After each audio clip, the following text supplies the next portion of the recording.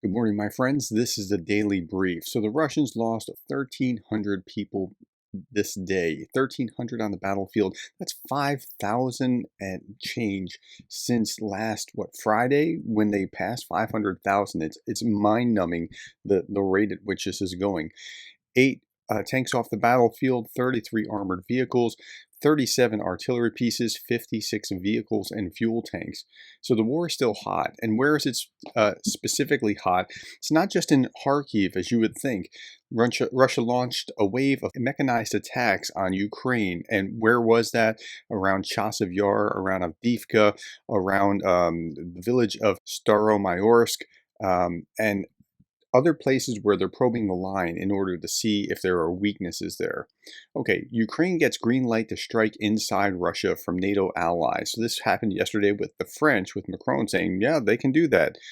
So Russian President Vladimir Putin has warned Ukraine against using long-range weapons provided by NATO members to strike his country. Now, he said on Tuesday that doing so could trigger a global conflict. No, you triggered a global conflict. And it's like what Covey talks about in the Seven Habits. When you pick up one end of the stick, you pick up the other end as well. So this is the natural consequence of, like, and here's Covey saying that when we pick up one end of the stick, we pick up the other. This is a natural consequence of the action that he had. Like, why would you think that you can choose the consequence for the other party? You choose your action, they choose their action. But he's trying to, again, saber rattle and cause the other side to self-deter.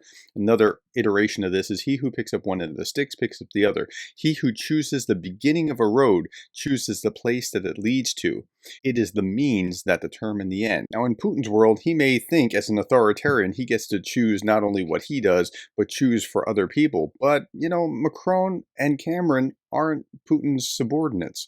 And we're just waiting for Biden to come along and sing this tune as well. Here's Macron and Schultz. Schultz seemed to agree with Macron about being able to strike inside Russia, although there was no real policy change. Macron commented during a state visit to Germany, whose Chancellor Olaf Scholz appeared to back Ukraine on the matter as well, saying he agreed with the French president as long as the Ukrainians respected the conditions of the weapons suppliers. Okay, so it's okay. I think he's saying it's okay if that's what the West wants to do, as long as those that particularly give it, like Germany, if we give it, then you have to respect what we actually do. So I think he was trying to thread that needle very carefully. It wasn't a change in policy. Pravda is talking about how Ukraine is already using Western weapons to hit inside Russia. Euromaidan Press was talking about how Ukraine is striking Russian territory with Western arms, most recently against Krasnodar Krai. Jay and Kiev talking about the list of those countries that are calling for Ukraine's Western weapons to destroy Russian positions in Biden's safe zone include France, Lithuania, Latvia, Sweden, Estonia, Poland, Finland, Czech Republic, Great Britain, and Netherlands. Now, not all of them, I don't think, had made an official policy change, but they're starting to call for that, and that momentum is gathering. Just a public service announcement. If you see something that you think is fishy, Bellingcat wants to know. Please tag Bellingcat with the comments if you come across a video or image or branding that looks suspicious, and they'll do the investigations. Okay.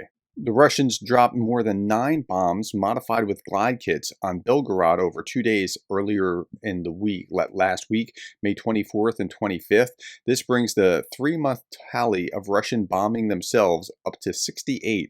That's incredible, but it's they don't, either they're incompetent or they don't seem to care, or maybe a combination of both. I'm not exactly sure what that is, but they're certainly not taking credit for that. Okay, last thing, U.S. foreign policy toward Russia make the French look brave. Darth Putin has quite a way with words. The French really have stepped up, and good on the French. They are doing the right thing, and we've self-deterred, and we're continuing to do so. Okay, that's all that I have today. Thank you for the time. Thank you for the likes, the shares, the subscribes, and thank you for being the kind of person that cares about Ukraine.